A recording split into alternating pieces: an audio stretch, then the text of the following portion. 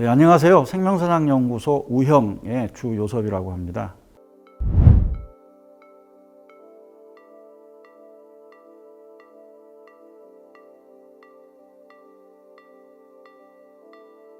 벌써 네 번째가 됐네요. 오늘은 그 마지막 시간입니다.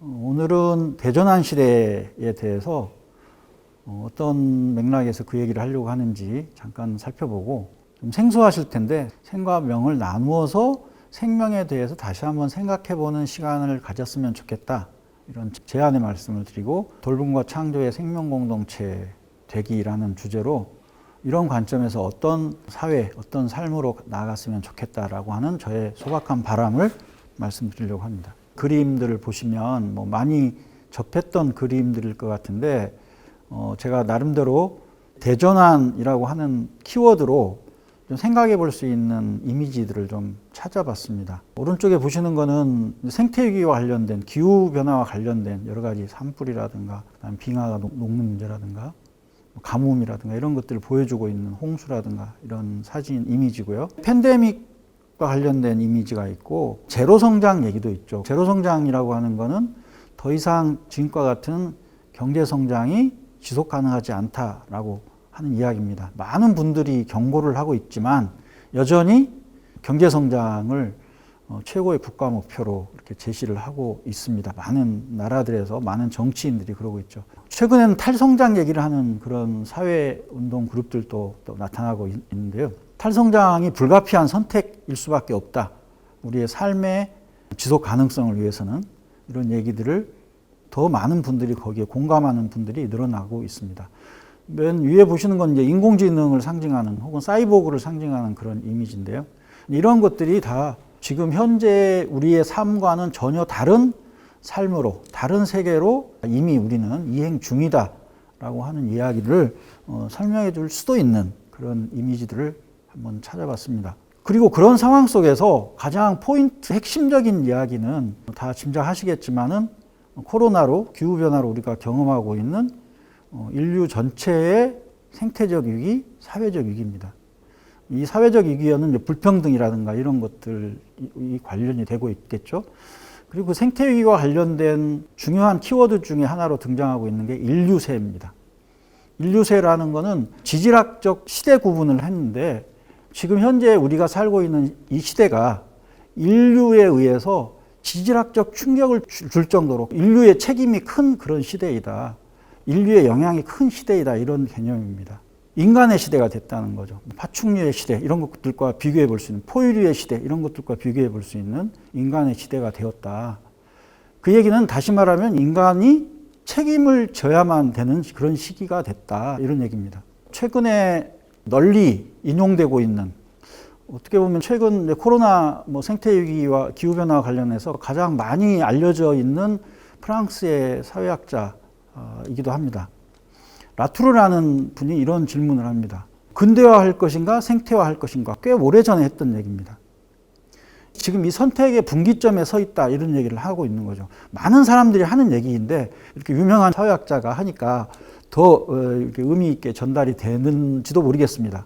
그리고 최근에 라투르라는 분은 기후변화뿐만 아니라 팬데믹 이후의 상황에 대해서도 여러 가지 언급들을 하고 있고, 책이 우리나라에도 번역이 되어 있습니다. 근대화할 것인가 생태화할 것인가, 이런 질문은 경제성장과 관련된 여러 가지 질문들이라든가 지속가능성이라든가 이런 문제들과는 조금 더 차원이 다른 질문으로 다가옵니다. 혹은 근대화를 할 것이냐 말 것이냐, 이런 것과는 또 전혀 다른 이야기이죠. 근데 제가 대전환 시대를 생각하면서 주목하고 있는 것 중에 하나는 이런 객관적인 현실, 혹은 관찰할 수 있는, 목격하고 있는 현실뿐만 아니라 주관적으로 보이지만 상당히 많은 사람들한테서 느껴지고 경험되어지고 전해지고 전염되는 흔들리는 마음입니다. 우리의 내적 감각, 이런 거죠. 우리의 내적 감각이 저는 어떤 의식적인 판단이나 이전에 사람들의 마음을 움직이고 있다, 우리의 신체를 움직이고 있다고 저는 그런 생각을 합니다. 예를 들면 기후우울을 호소하는 청년들이 적지 않게 있습니다. 혹은 우리가 자살률이 굉장히 높다는 반성도 하고 비판도 많이 합니다만은 예사롭지 않은 전 현상들이라고 봅니다.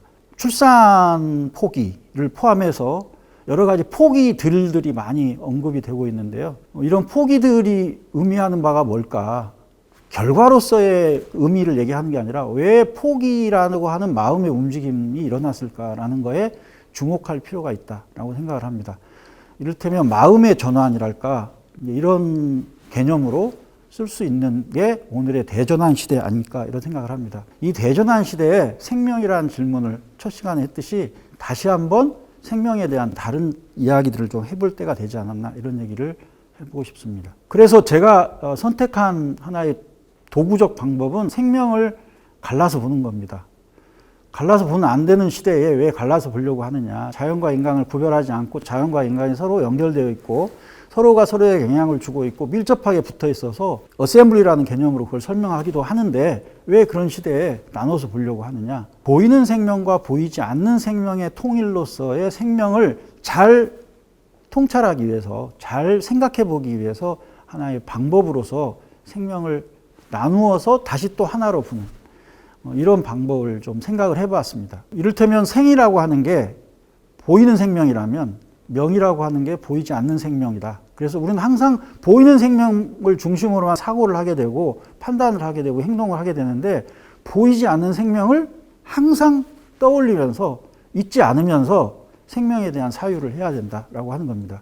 오른쪽 하단의 그림을 보면 무슨 꽃일까요? 이게 개망초 꽃이라고 합니다. 개망초 꽃을 아웃포커싱으로 조금만 딱 잡은 거죠. 근데 이 꽃만 딱 잡았는데 희미하게 보이는 배경들 있지 않습니까? 근데 이 배경들에 무엇이 있을까 한번 우리는 생각을 해보자는 겁니다. 눈에 보이는 이 꽃들의 배경에는 무엇이 있을까? 보이지 않는 관계망들은 무엇일까? 이런 질문을 일상으로 해야 된다. 일상으로 해야만이 인류세 시대에 인간이 응답할 수 있다라고 하는 얘기입니다. 그것을 조금 더 풀어서 말하면 데카르트의 나는 생각한다, 고로 존재한다를 통해서 이제 나는 땡땡이다, 고로 살아있다 이런 걸 한번 해봤는데 그것을 제식으로 대입해서 보면 좀 어려운 말입니다만 나는 감흥된다, 고로 살아있다 이렇게 말할 수도 있다는 겁니다. 감흥이란 말은 오래전부터 우리 동아시아에서 한자문화권에 썼던 표현입니다. 생명하고는 좀 다르죠. 생명은 150년 전에 근대어로서 만들어진 번역된 그 개념인데 감흥이라는 것은 수천 년의 역사를 가진 그런 개념입니다. 이런 현상에 대한 우리 조상들의 감각이 있었다는 거죠.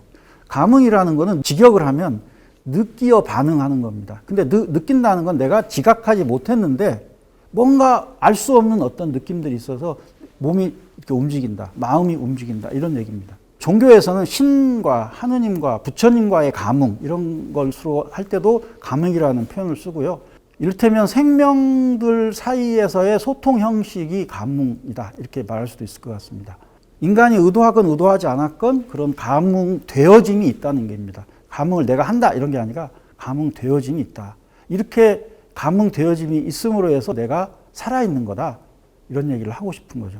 두 번째로 생 얘기를 하고 싶은데 이거는 생명할 때 생자는 날생자잖아요. 날생자는 땅 지표면에 새싹이 돋아나는 모양을 상형을 한 거래요. 그러니까 그것을 형상화시켜서 표현한 글씨가 생자라는 글씨인데 저희 연구소 이름을 우형이라고 지었잖아요. 별칭입니다. 생명에 대한 여러 가지 견해가 있을 수 있지만 저는 이 감흥과 우형이라는 것을 좀 강조하는 입장에 있습니다. 이런 감흥의 잠재적인 어떤 토대 위에서 새로운 것들로 또 다르게 생겨나는 것, 또 다른 무늬로, 또 다른 형식으로 다시 태어나고 또 다시 태어나는 것, 이런 것들이 우리의 삶이다 이런 얘기입니다. 고정된 생명체의 어떤 형식이 있어서 그게 구조화돼서 유지되는 게 아니라 원하든 원하지 않건 또 인간의 경우에는 일부러 적극적인 활동을 통해서 자기를 변신시켜 나가는 것, 그런 것들이 살아있음의 증거가 아닐까 이런 생각이 든다는 겁니다. 요새 부캐 시대 얘기하잖아요. 본 캐릭터와 부캐릭터 얘기를 하는데 부캐 시대라고 얘기하죠. 여러 캐릭터들로 살아갑니다. 우리는 그 여러 캐릭터들을 새로 만들고 다시 또 심지어는 버리기도 하고 또 새로 만들고 이렇게 하면서 살아가는 게 우리의 삶인데요. 그런 데서도 이 우형이라는 개념을 적용해 볼 수 있을 것 같습니다. 그래서 결론적으로는 생명이라는 것은 생 슬러시 명의 그런 사건이다. 실체가 아니다. 이런 얘기를 강조하고 싶습니다. 굉장히 어려운 얘기일 수도 있겠지만 저는 이런 식으로 생명에 대해서 다시 생각해 보기를 하고 있습니다. 그리고 다시 나누어서 다시 그 차이들을 드러내면서 동시에 그 차이의 통일로서 생명 사건을 제가 경험한 생명의 현상들 이런 것들을 그렇게 표현을 해보고 싶습니다. 그리고 이러한 생명에 대한 다시 생각하기 이것들을 바탕으로 해서 새로운 생명 공동체가 만들어지기를 바랍니다. 이 생명 공동체라는 말은 여기가 지금 평화생명 TV에서 하는 이제 이야기들인데요. 하나의 여기도 평화생명 공동체라고 할 수 있겠죠. 이 생명 공동체라는 말은 우리나라의 사회운동의 역사에서 꽤 오래된 역사를 가지고 있습니다. 91년도에 가톨릭 농민회가 생명공동체 운동 선언이라는 걸 했었고요. 한살림이라는 단체도 이름이 한살림이잖아요. 살아있는 생명들의 공동체, 무생명들의 공동체를 의미하는 게 한살림입니다. 그리고 좁게는 도시의 소비자들과 농촌의 소비자들의 공동체. 이런 의미로 한살림을 쓰고 있는데 지금 우리에게 필요한 것은 보다 더 확장된 그런 생명 공동체입니다. 인간과 인간의 공동체, 사람과 사람 사이의 공동체를 우리가 주로 많이 생각을 했는데요.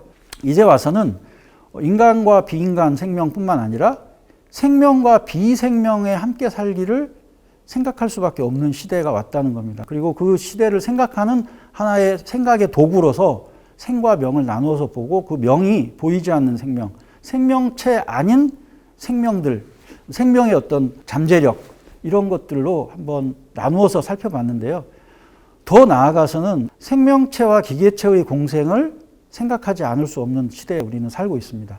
그런 점에서 생 슬러시 명의 공동체로 조금은 달라진, 사실은 엄청나게 달라진 그런 새로운 공동체에 대한 상상력, 새로운 공동체의 실험 이런 것들이 필요한 시기가 아닌가 이런 생각이 듭니다. 그것을 돌봄이라는 키워드로 아까 제가 감흥을 생명의 소통 형식 이렇게 표현을 한번 해봤는데요. 돌봄을 생명의 활동 형식이다 이렇게 말할 수도 있을 것 같아요. 거기서도 중요한 건 돌보와 짐입니다.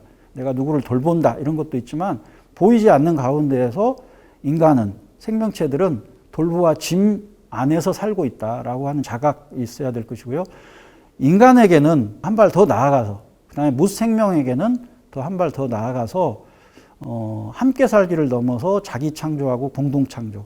지난 시간에 자기 생산, 공동 생산 개념을 보았는데 자기 창조와 공동 창조로까지 나아가는 그러한 새로운 생명 공동체 되기, 만들기이기도 합니다만 그렇게 되어가는 과정을 강조를 하려고 합니다. 그렇게 되기에 그런 시대를 우리가 맞고 있고 그 시대에 결받는 대전환 시대의 생명사상을 함께 사유하고 또 새롭게 정립하고 만들어가면 좋겠다. 이런 바람을 마지막으로 말씀드리면서 오늘 이야기를 모두 마치겠습니다. 감사합니다.